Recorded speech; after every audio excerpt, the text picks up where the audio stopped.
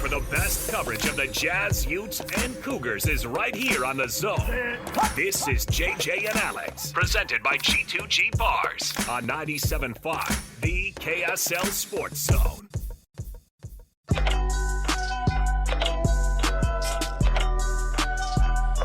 JJ and Alex rolls into the 4 o'clock hour. Thanks for joining us today, wherever you're listening. Driving home from school or work. If you're in your office, in your home, we appreciate you listening. As always, we try to give you exactly what you're looking for every day and keep you up to date on the latest in what's happening in the sports world. And we've got a big one here coming your way here momentarily. For an incredible selection on Kia, Subaru, Chevy, Jeep, Dodge, or Ram, visit Doug Smith dealerships in American Fork and Spanish Fork. Great service starts with know-how, and nobody knows how like Doug. Hey, Doug. You're getting it. See, all right. You're developing a good audition reel for their new voice man. I'm still no Alex Curie, nor will I try to be. We are ready for Major League Baseball here in Utah. But it sounds like the Oakland A's were not ready for us. So news broke today that the Oakland A's, let's get people up to speed, as you may remember, they were interested in coming to Utah as a potential temporary home while their stadium in Vegas is built. Well, it turns out they chose another city. The A's didn't want us. They're going to Sacramento instead. Boo-hoo. We'll get into our opinions on this coming up, and we're also going to talk to a member of the media in Sacramento, give us the lowdown on how it all went down and why Sacramento was the choice. Let's get into it. The A's not coming to Utah is the cut. It's time for the biggest story of the day. This is what made the cut with JJ and Alex on 97.5, the KSL Sports Zone. As I just mentioned, the Oakland A's have decided to spend the next 3 seasons in Sacramento while they wait for their permanent home in Las Vegas to be built. To give us some details on how this went down, why Sacramento was the choice, and the decision-making on the Oakland A's side of things, we welcome in Joseph Jarosz. Sorry, I'm blowing your name, Joseph. That's all right. Jarosz? Jarosz. I am so sorry, Joseph. Joseph Jarosz. Okay. Of SacTown Sports, 1140 a.m. You're the digital lead there, so you've been on top of this story for quite a while. Joseph Jarosz, welcome to the program, Joseph. We appreciate you taking your time to talk to us today. First of all, give us the lowdown on why Sacramento was the choice over other options. Yeah, like you guys explained, it was Sacramento, Salt Lake threw their name in the hat, and even taking over the AAA stadium in Las Vegas or renewing with the Coliseum in Oakland. It came down to Vivek Ranadive, the owner of the Kings. He also owns the AAA team here in Sacramento, the Sacramento River Cats. He touted his friendship with John when things fell apart in Oakland. Vivek was explaining today that things moved rather quickly and they were able to get a deal done to, just kind of come up the road a little bit and stay in California for at least 3 years. There's an option for a fourth, just in case something with Las Vegas doesn't happen in a timely manner.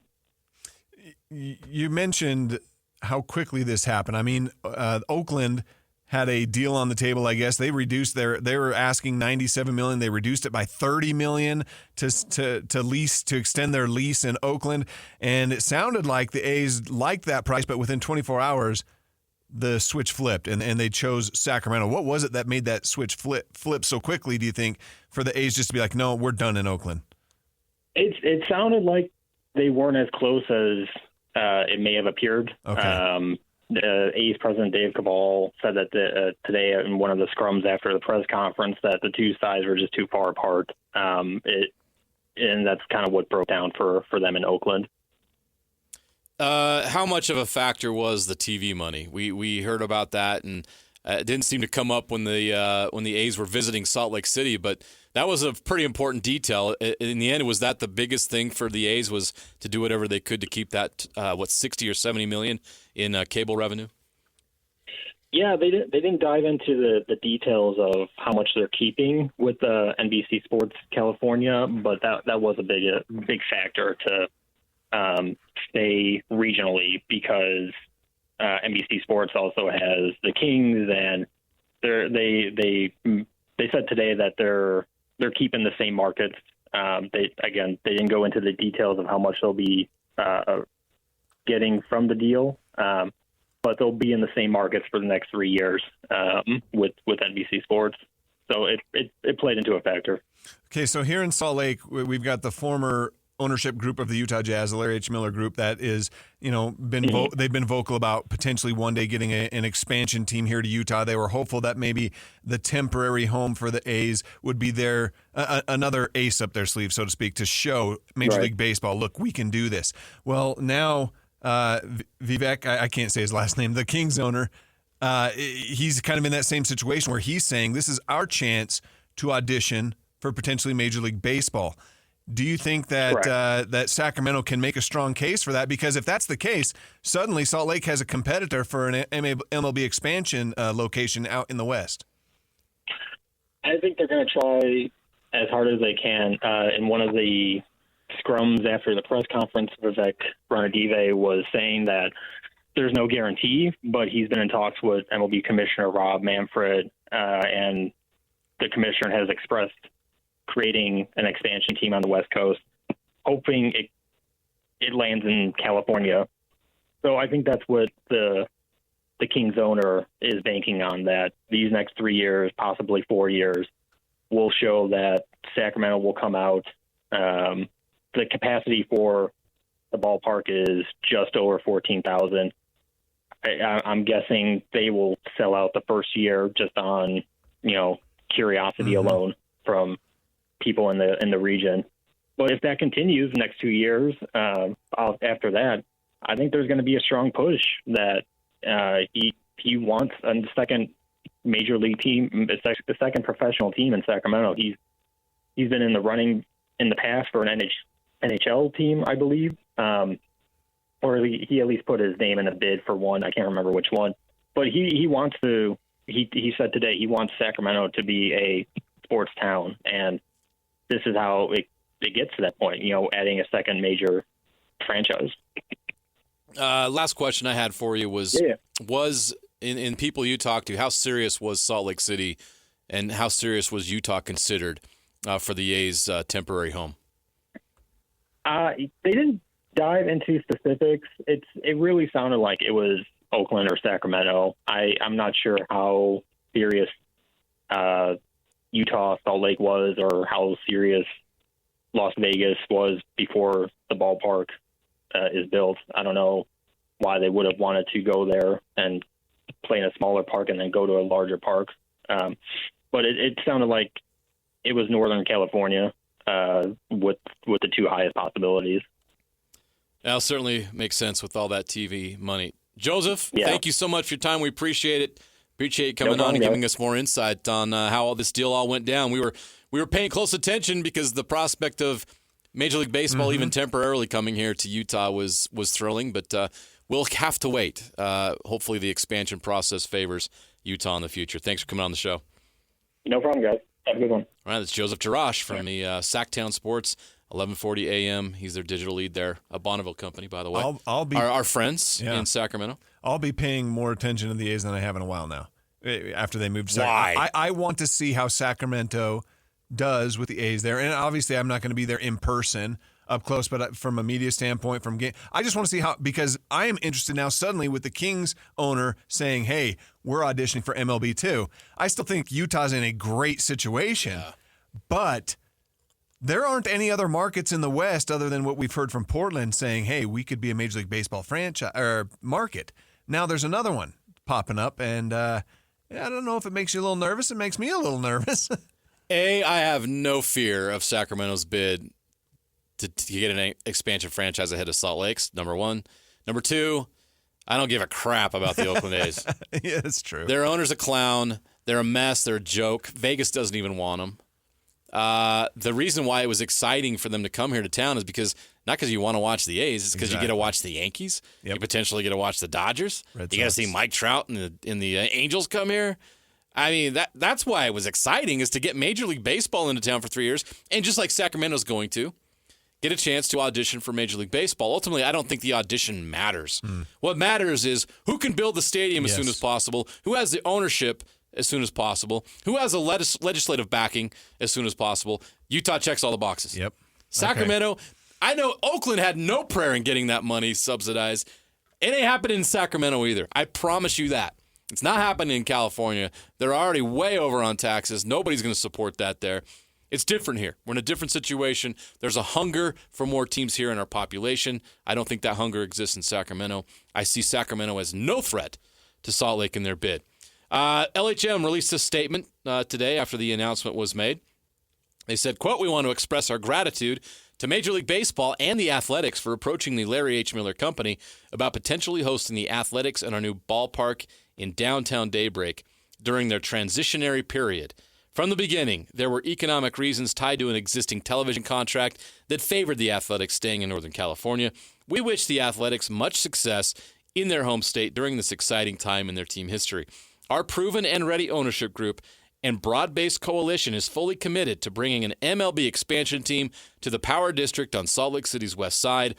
We are grateful and encouraged that Utah was viewed as a potential host and solution for the Athletics, and we will continue to demonstrate that we are the ideal MLB expansion market." I don't think anything changes after this announcement today, that Salt Lake City still is that ideal MLB expansion market. And yeah, Sam, there's going to be others that get involved. And I think Sacramento, obviously, Vivek Ranadive is a very powerful person and has a lot of money and a lot of influence. He would try to be that owner potentially, but where are they building a stadium? How quickly could they build a stadium? I don't think they check all the boxes. I don't think they can't. Utah continues to check all the boxes. I'm not worried. You have put me at ease with the confidence with which you've said all of that. And then just reading that statement, hearing that statement from the Miller Group again, I mean, those are all things that I felt strongly about already, that, yes, the legislative backing is huge because, as we've just seen in with the NHL team in Arizona, right, they don't have the backing that Utah has from the public legislation, and then the ownership group with a shovel-ready site. That's one. I love that about this LHM group. Before they even mentioned, hey, we want a Major League franchise to come to Utah, what did they mention? Hey, guess what? We're standing on the site of where we want to bring a Major League Baseball franchise to Utah. We can turn this ground over, build a stadium as soon as they give us the green light. From the moment LHM group mentioned Major League Baseball, they had a plan, and they've been ready, and they've only gained momentum. And so baseball fans disappointed that the A's aren't coming to Salt Lake. Don't worry about it. The A's were never a long-term thing anyway. It was only going to be a quick stay, a little vacation. We never wanted that garbage here in town anyway. No. Get that team out of here. Yellow and green. Ugh. Enjoy Sacramento and that 100-degree humid heat you have to deal with.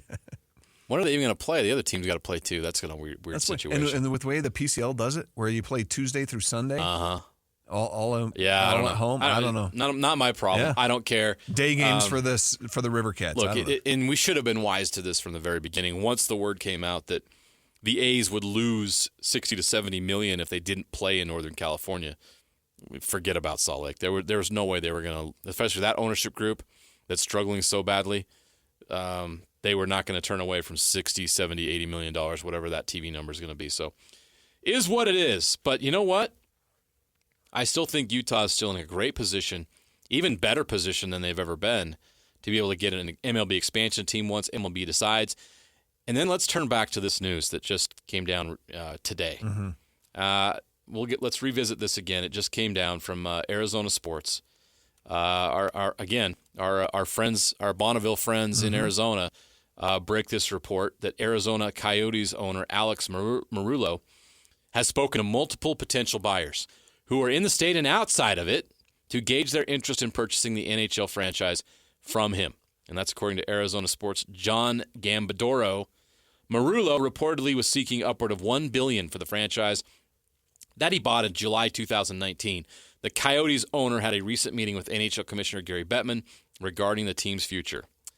I'm sure that Gary Bettman has had enough.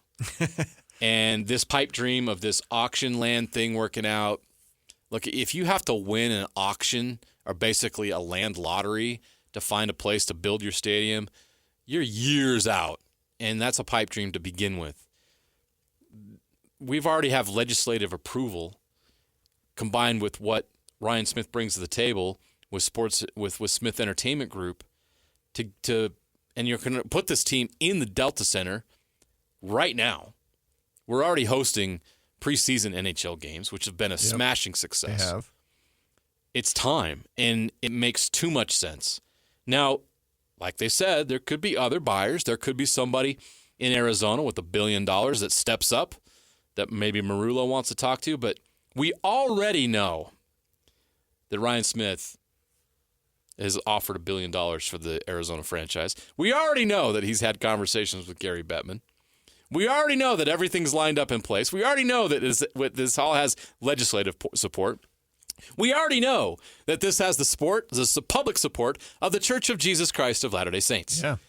And I've been covering sports here in 20 years. I don't remember the church coming out and publicly supporting an effort like this in downtown related to sports. So that is significant. Huge.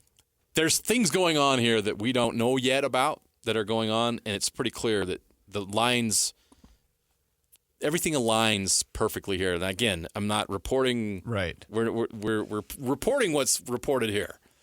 I'm speculating that the stars are aligning for this to happen and that we will have NHL hockey in Utah in the 2024-25 season. Amazing. This is going to happen, I think, a lot more quickly than a lot of hockey fans or maybe even Utah sports fans anticipate it happening. You know, Gary Bettman, you mentioned he's got to be tired of it. Yeah, do you remember back in February at the All-Star weekend when he said, you know, I have no reason to not believe that Marullo's got things in order and to contradict my owners, yada, yada, yada. I mean, and here we are a couple months later and nothing has changed. In fact, the land auction, from what I understand, can't happen until at least mid-June, but doesn't have to happen until November. There's no way Gary Bettman's waiting that long. No way. Guess what? The NHL season ends in 2 weeks. And what happens in November? You're already into another season playing in a 4,000-seat college arena on the campus of Arizona State University. NHL season ends in 2 weeks. I bet you within 2 weeks, Bettman wants a solution. I think that it just makes sense. And if you're Marullo and you're tired of dealing with this headache, yes, you don't want to have to be you don't want the criticism and the anger from hockey fans and sports fans in Arizona to be targeted at you, but you have a chance to rid yourself of this problem and make a ton of money and take $1 billion to make this problem go away. And then your problem becomes Utah's gain. Yeah. And the situation would be ideal for this to happen. And I think this is exciting. I think it's thrilling, and I think it's moving. It's not guaranteed yet, but it's certainly moving. That locomotive's picking up speed. In that direction. We could have NHL hockey in Utah next season. So many things to be excited about. And I still am very, very gung-ho on the baseball thing. I'm not the news today. It would have been fun. Mm-hmm. I'm not even bothered by it that much. I really do mean that. The A's, I mean, it would have been fun, but you know what? That works out better for them. I don't think this impacts Utah's quest for a expansion franchise in the future. I don't think this gives Sacramento any kind of momentum or edge that's any greater than what Utah's already built and what the Larry H. Miller Company has already done to put this effort well ahead of everyone else's effort across the country. I think there were sports fans that were maybe a little surprised by it. I mean, I was talking to you off the air. I was talking to someone earlier today whose response to me when I said, no, I'm not shocked, they were just like, oh, huh. They were shocked. They were shocked that this wasn't happening. I'm like, don't worry about it. It wasn't a permanent thing anyway. Utah's still in place here. No. We good. All right. We will move ahead. We once again will check in with our good friends at Hercules Credit Union. Alec is back in studio, and I'm still thinking about that 3.99% interest rate on the home equity. It's a great rate, and our process is quick, and we get you going pretty quick on those projects. So you mentioned the process for people that haven't done a home equity loan. Take them through it. Talk us through the process, how it works, and how quickly they can get that done. Yeah. So the process starts just like any other loan. So you'll go through the application process. Obviously, we'll pull credit. And then from there, we'll do some various things in the background. So at that point, it's more of a waiting game for you. But typical turnaround time is usually about 2 weeks, which is a lot shorter than what a lot of our other competitors are doing. So 2 weeks from now, if you have a home and you want to finish your basement, you want to get a new pool, it's almost summertime. Yep. We're so right many around the things corner. you can do. You got all that equity. Yep. And you got a 3.98% rate. How are you doing that? Well, again, it all comes down to just being true to who we are as a credit union and just making sure that we're not overspending on things and that we're being good and frugal with the funds that our members are entrusting to us. Man, people out there starving for great rates, and you guys are offering it right now. That's such a great deal. Tell us if people want to hear this right now, that's like, wow, home equity 3.99. Where do I go? Where are Hercules branches right now where they can walk in and get more information on this? Yeah, so we have branches in Taylorsville, Riverton, and we have one out in Harriman.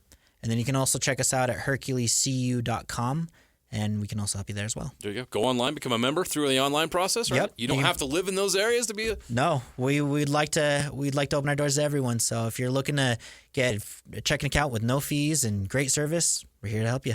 That's awesome, Alec. And just 3.99. Is everyone hearing that right now that you're driving right now? A 3.99 home equity rate through Hercules Credit Union. That's awesome. Alec, thank you. We're going to do the Hercules Hero of the Week coming up next, and then you'll be back here in 30 more minutes to discuss more about what you guys are doing at Hercules Credit Union and the Hero of the Week. Thanks so much, Alec. Appreciate it. Thank you. We'll catch up with you in another half hour. All right, we're going to take another short break on JJ and Alex. Coming up next, we'll talk NFL, we'll talk Utes with Christian Cox after this. JJ and Alex, 97.5, the KSL Sports Zone. Accessing. When TV and radio collide. Love it. This is what you get. You're listening to JJ and Alex, presented by G2G Bars. Don't touch that dial! On 97.5, the KSL Sports Zone.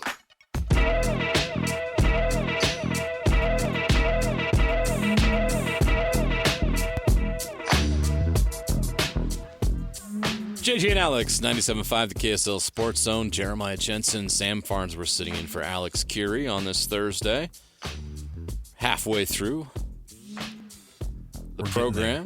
We're getting there. We're having fun today. But it's fun. It's going by too fast. We just talked about the A's not coming to Utah. They're going to go to Sacramento instead. That word is official for those of you who have not heard. But we also shared with you the news. News broke through our Bonneville friends down in Arizona that Arizona Coyotes owner Alex Marullo has spoken to multiple potential buyers who are in the state and outside of it. We don't know who those buyers are, but I think we know of one specific buyer here in Utah that has the billion and is very interested. So that is an interesting development.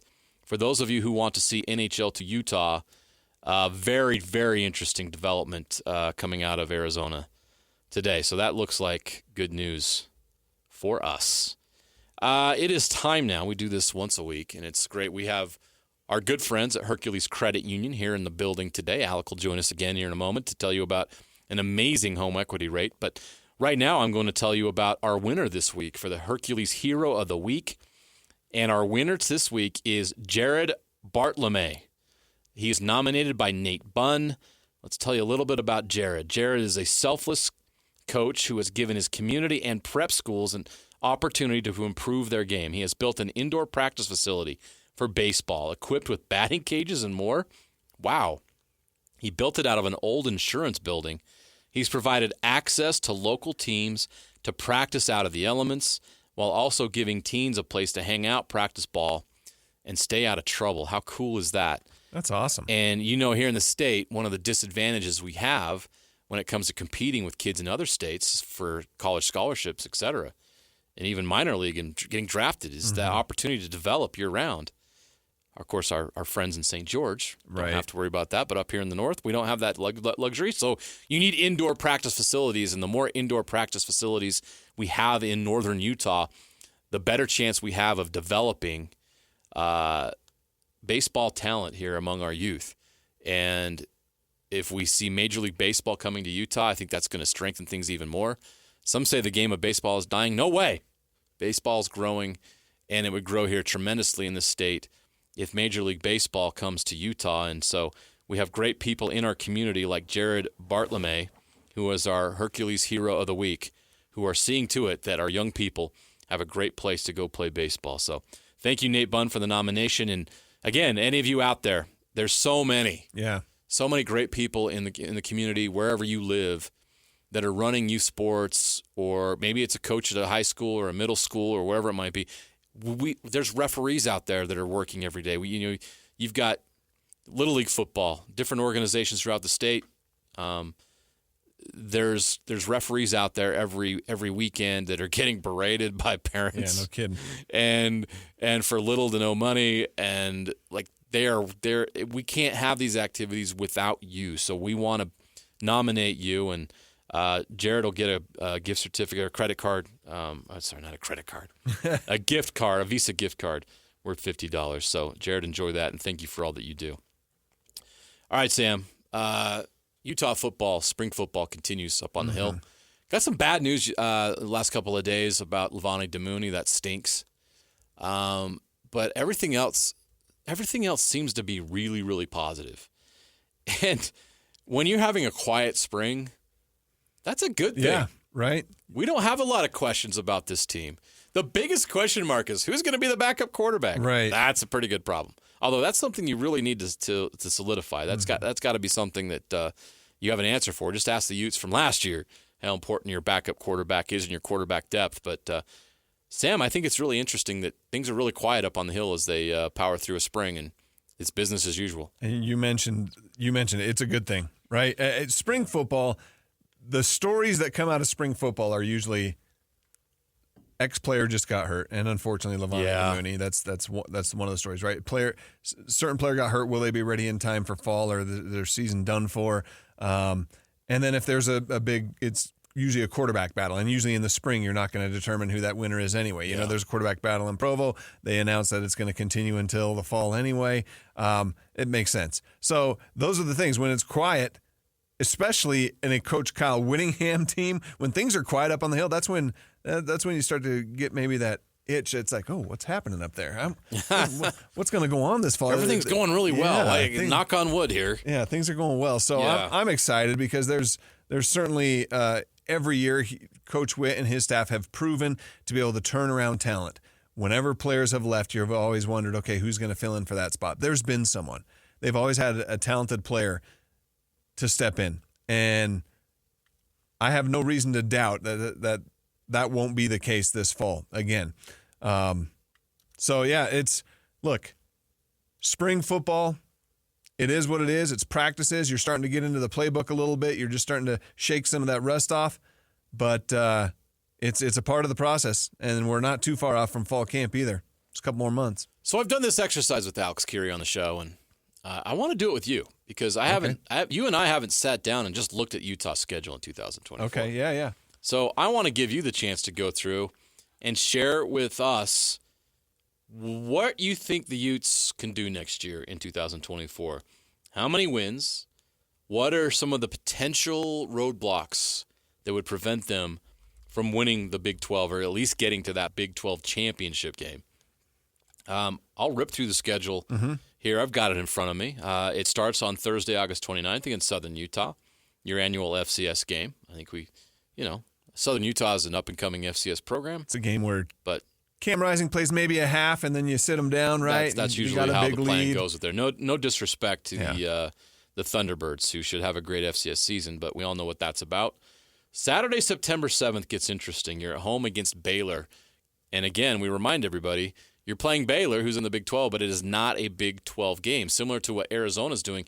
Arizona plays Kansas State early in September. That is not a conference game, even though it's a very important conference matchup between two contenders in the Big 12. It will not count in the Big 12 standings. So that Baylor game, how do you feel about Baylor right now? Well, it's a great early measuring stick. You know, we use that term a lot. Of course, it will help them. I think what we learn from that Baylor game is you get an early idea of, okay, how can Utah stack up in the Big 12 conference, even though it doesn't count towards a Big 12 record as mentioned.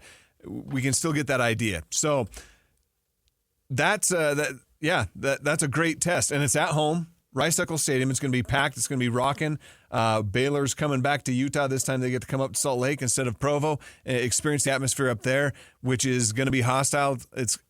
Look, this is where we really find out, and clearly there's a whole schedule ahead, but this is where you really start to find out, is Utah really that team, that perennial Pac-12 contender? Does that carry over to a Big 12 schedule and opponents? Absolutely. I think that Utah is going to kick Baylor's teeth in because I think that they were embarrassed by the way they performed in Waco last year. That game should not have been close, and it was obvious. Obviously, the quarterback play was horrific in that game.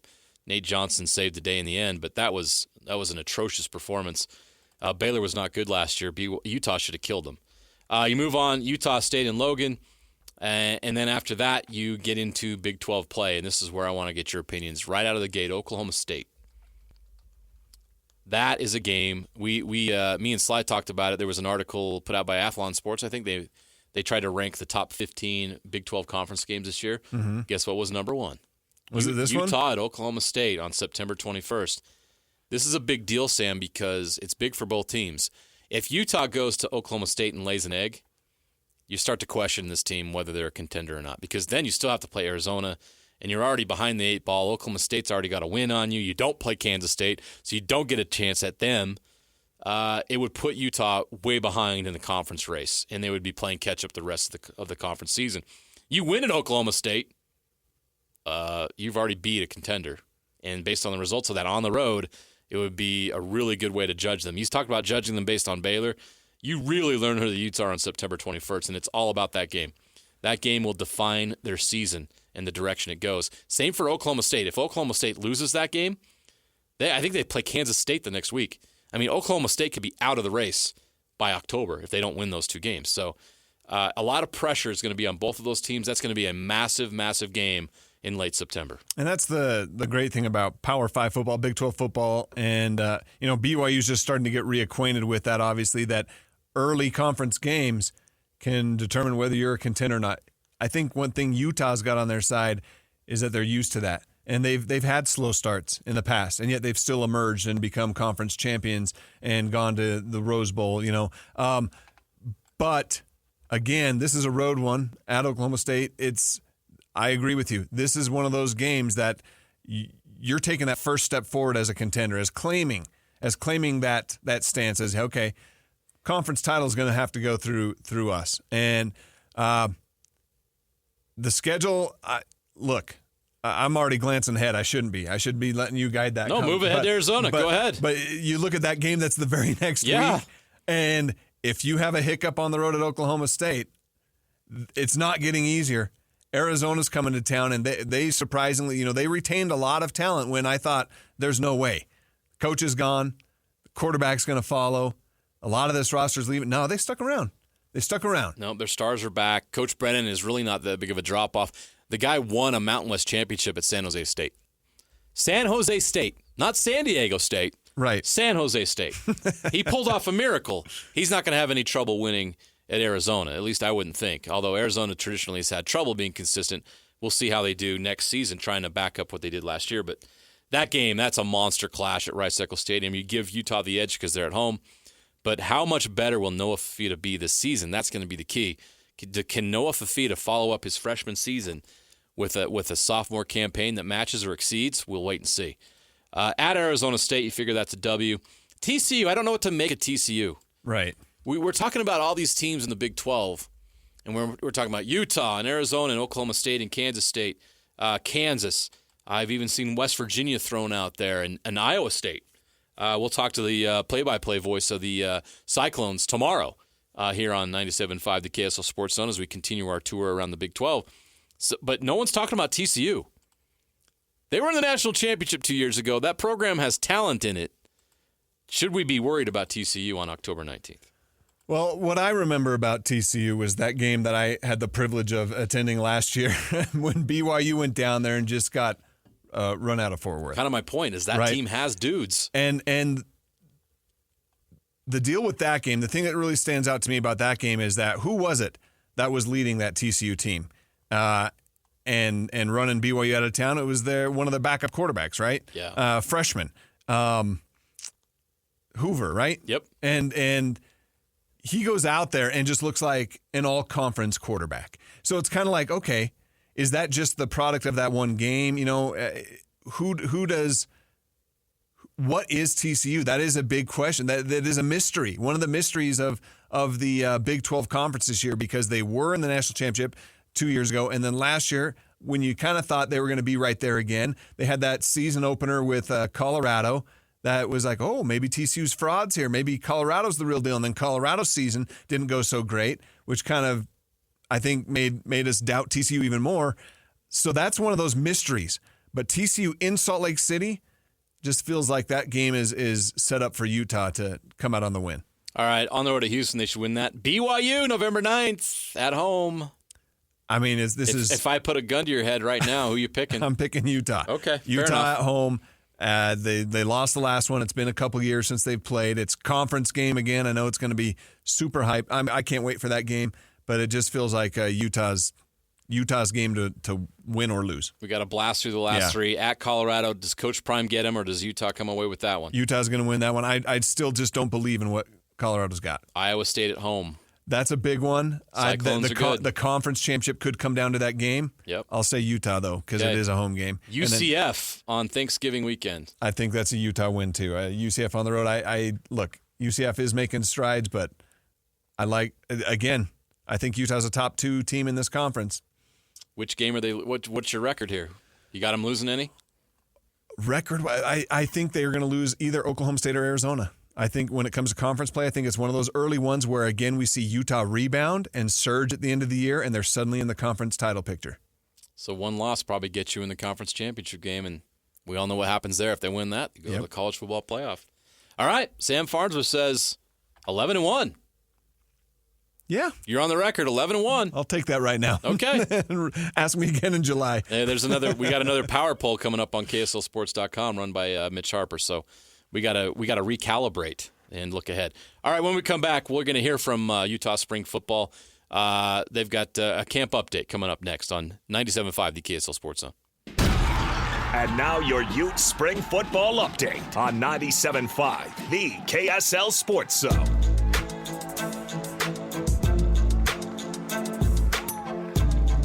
You know, when that dramatic music is playing, it's time for a spring football update. Hey. Let's go to the hill. What's going on up with the Utes? Let's find out. We got some audio cuts to play for you, so you get to know what's going on up there. We got Landon King, tight end, who had a breakout year last year for the Utes. He talks about the confidence the team has with Cam Rising at QB1. It's a whole lot different, like the whole team has confidence, there's no who's finna go out and play quarterback now, we know we got our guy, and, he's commanding the offense like he's that guy for real. So, it's just strides from last year, and I'm just happy to be in this position. You can see that word keeps coming up, Sam. Yeah. Confidence. Yes. There's a different confidence up there this year knowing that Cam's back. Every time I hear that, Cam Rising, confidence, those two that go together, it takes me right back every time to that San Diego State game, against San Diego State in L.A. In 2021 when Rising came in and took over for Charlie Brewer. You just saw it. There was an immediate injection of energy, a spark in the huddle, in that team, in that offense with Cam out there. He brought it with him off the bench, brought it with him into the huddle, into the game. Everyone, for whatever reason, it's the way he plays, it's the way he acts, it's the way he interacts with teammates. All of that, people just buy in to Cam Rising. Whatever he's selling, they're taking, and they're on board. I still can't believe Charlie Brewer quarterbacked those games in the first place.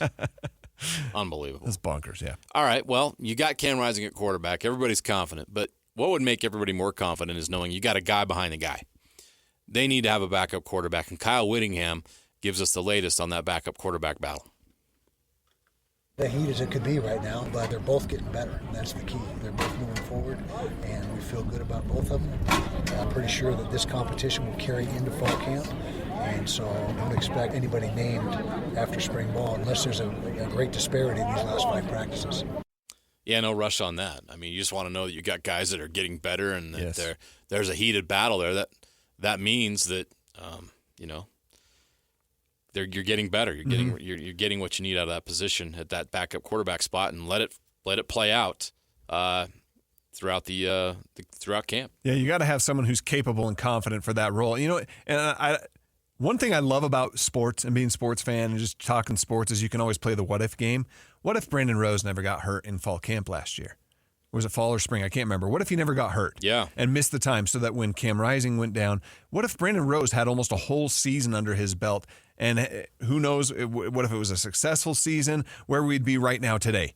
You know, obviously we can't play that game, but it just leads me to kind of believe more when it comes to this backup quarterback battle. Yeah. Brandon Rose is supposed to be a stud.